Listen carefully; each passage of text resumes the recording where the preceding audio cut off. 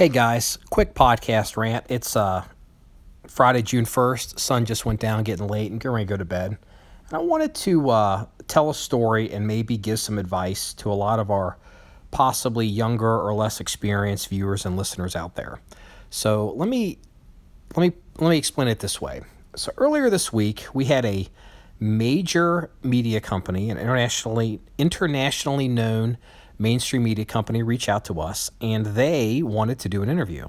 They wanted to talk to us about Second Amendment and gun rights and gun stuff. So, it's not really something that we want to do or something we look to do. We certainly don't reach out to these types of companies wanting to, quote, be put on, but they reached out to us and, be positive and told them, sure, it's not really a problem. We'll have on-the-record conversations. Feel free to submit your questions, in writing via email, and we'll answer everyone that we can as thoroughly as we can. If there's something we don't know the answer to or maybe can't discuss because of, privacy reasons, we'll skip on those. And if you don't want to do it in email, you can certainly do it in the public comment section of our website. And, they very quickly they backed off.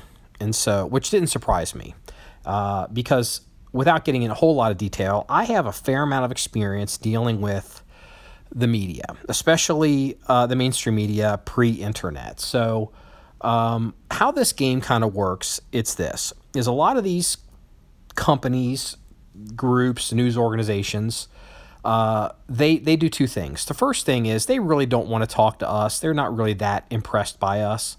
What's probably happened is a lot of what I would call the usual suspects. So let's say, if you watch cable news or you consume various large media outlets, you tend to see the same. If they're pro-gun people or pro-gun groups or pro-gun celebrities, you'll see the same people, the same names, the same groups over and over and over again. So this particular media company has decided they want to change it up a little bit, so they sniffed around and they found us. So it's not that they're really impressed by what we're doing, they're really just looking for fresh meat.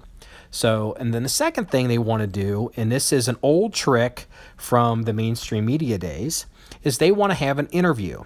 But what that really means is they talk and they ask you questions and you talk and they write their notes down and then they produce their story.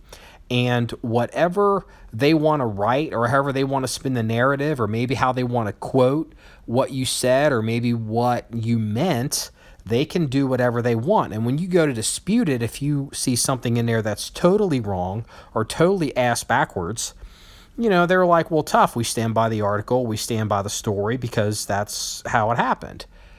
But these days, if you want to have an on-the-record conversation as opposed to doing something on background, if we're going to, control the content or we're going to control the questions. And, even if it's questions we don't like, it's going to be something that we can prove how it happened. All of a sudden, they don't really want to do that anymore. They just quietly walk away. So what's the bottom line? If you're kind of new to the big media game, and a lot of the social media kids, and I use kids loosely, I'm not trying to be, disrespectful, but, Freeze and I are old men.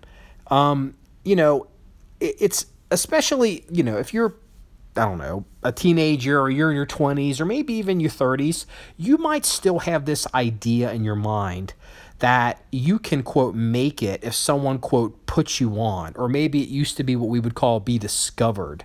And so it's very seductive. Even if you say you're not going to do it, these companies reach out or celebrities reach out. They tell you what they want to do. They tell you how it's going to go. You believe them. You put yourself in a position to be vulnerable, and bam, you look like an asshole to the whole world. So, that used to be a real common game. We used to have a phrase back in the 90s. We would be intimately involved in a story or stories that would be covered by the news. We knew all the facts backwards and forwards. And without fail, and maybe not even out of malice, if we would read the story in the paper, we always said about 40% of everything that we read in stories that we know about is incorrect.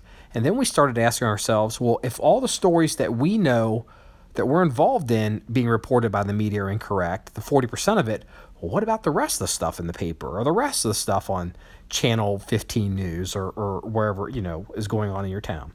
So these days, you don't need the gatekeepers. You don't need mainstream media. You don't need some network.